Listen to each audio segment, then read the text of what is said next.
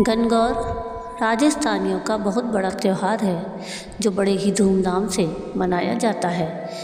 गणगौर न केवल राजस्थान में बल्कि हर वो प्रदेश जहाँ मारवाड़ी या राजस्थानी रहते हैं इस त्यौहार को पूरे रीति रिवाज से मनाते हैं। गणगौर सिर्फ राजस्थानी नहीं काफ़ी सारे प्रांतों में मनाया जाता है। गणगौर एक ऐसा पर्व है जिसे हर स्त्री के द्वारा मनाया जाता है, जिसमें कुंवारी कन्या से लेकर विवाहित स्त्री दोनों ही पूरे विधि विधान से गणगौर की पूजा करते हैं, जिसमें भगवान शिव और माता पार्वती का पूजन किया जाता है। गणगौर के पूजन का महत्व कुंवारी कन्या के लिए अच्छे वर की कामना को लेकर रहता है, जबकि विवाहित स्त्री अपने पति की दीर्घायु के लिए गणगौर का पूजन करती है। गणगौर के पूजन में कुंवारी कन्या पूरी तरह से तैयार होती है और विवाहित स्त्रियां 16 श्रृंगार कर पूरे 16 दिन विधि विधान से पूजन करती हैं। तो आइए जानते हैं गणगौर की पूजा में और उद्यापन में किन किन सामग्रियों की आवश्यकता होती है और गणगौर की पूजा किस प्रकार की जाती है। अगर आप सबको मेरा ये वीडियो पसंद आए तो प्लीज़ इसको लाइक शेयर ज़रूर कीजिएगा और प्लीज़ मेरे चैनल को सब्सक्राइब कीजिएगा और कमेंट में राधे राधे ज़रूर लिखिएगा। तो गणगौर की पूजा में कुछ सामग्री की आवश्यकता होती है जो इस प्रकार है। एक लकड़ी की चौकी या पाटा, तांबे का कलश, काली मिट्टी या होली की राख, 2 मिट्टी के कुंडे या गमले, मिट्टी का दीपक, कुमकुम, चावल, हल्दी, मेहंदी, गुलाल, अबीर, काजल, घी, फूल, धूप, आम के पत्ते, पानी से भरा कलश, पान के पत्ते, नारियल, सुपारी, गणगौर के कपड़े, गेहूँ, बांस की टोकरी, चुनरी का कपड़ा।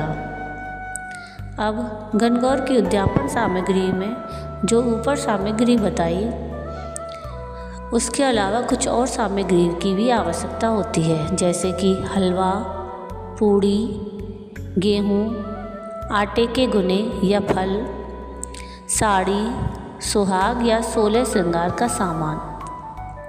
और गणगौर की पूजा की विधि इस प्रकार है। स्त्रियां 16 दिन की गणगौर पूजती हैं, जिसमें मुख्य रूप से विवाहित कन्या शादी के बाद की पहली होली पर अपने माता पिता के घर या ससुराल में 16 दिन की गणगौर बिठाती है।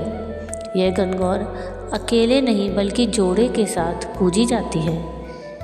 वह अपने साथ अन्य 16 कुंवारी कन्याओं को भी पूजन के लिए पूजा की सुपारी देकर निमंत्रण देती है।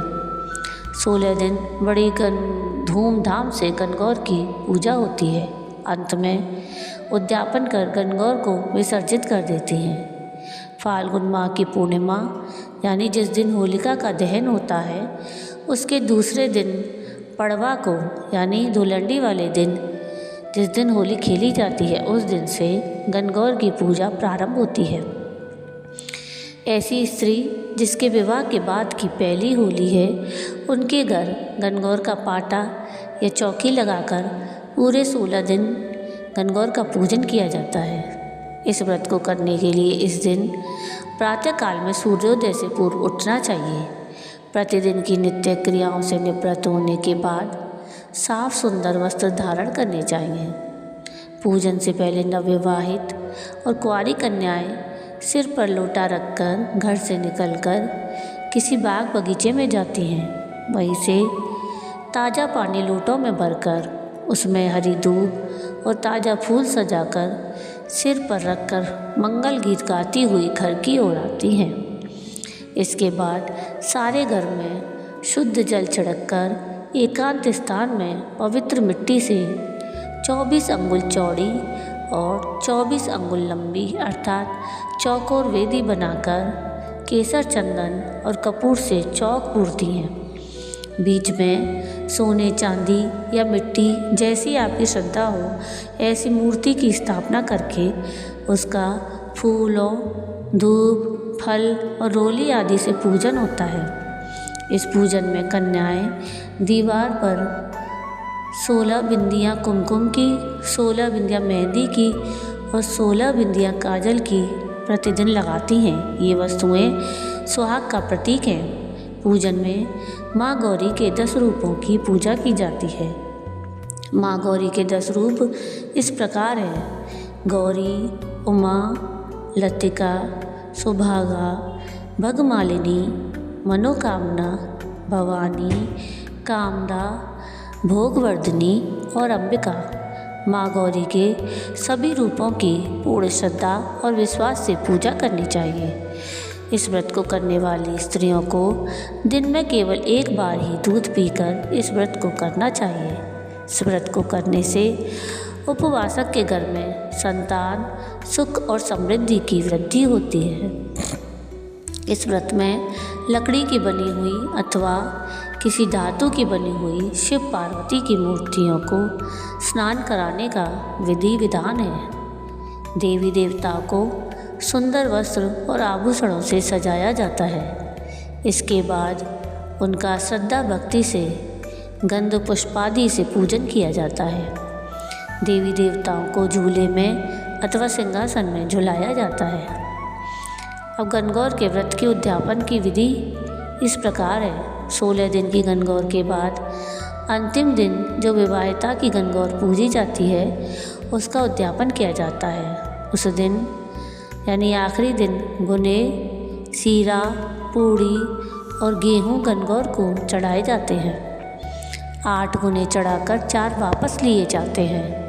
गणगौर वाले दिन कुंवारी लड़कियां और ब्याही लड़कियां 2 बार गणगौर का पूजन करती हैं। एक तो प्रतिदिन वाली और दूसरी बार में अपने अपने घर की परंपरा अनुसार चढ़ावा चढ़ाकर पुनः पूजन किया जाता है।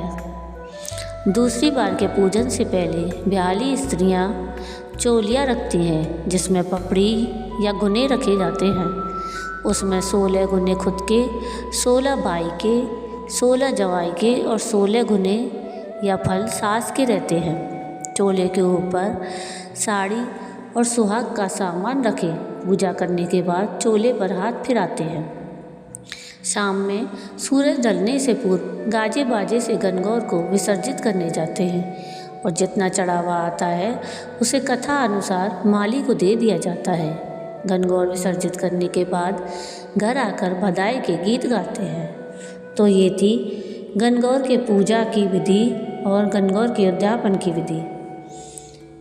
गणगौर की पूजा में किन किन सामग्रियों की आवश्यकता होती है वो सब की विधि। अगर आपको मेरा ये वीडियो कैसा लगा मुझे कमेंट करके ज़रूर बताइएगा और अगर आपको मेरा ये वीडियो पसंद आया हो तो प्लीज़ इसको लाइक शेयर ज़रूर कीजिएगा और प्लीज़ मेरे चैनल को सब्सक्राइब कीजिएगा और कमेंट में राधे राधे ज़रूर लिखिएगा। वीडियो पूरा देखने के लिए थैंक यू। राधे राधे।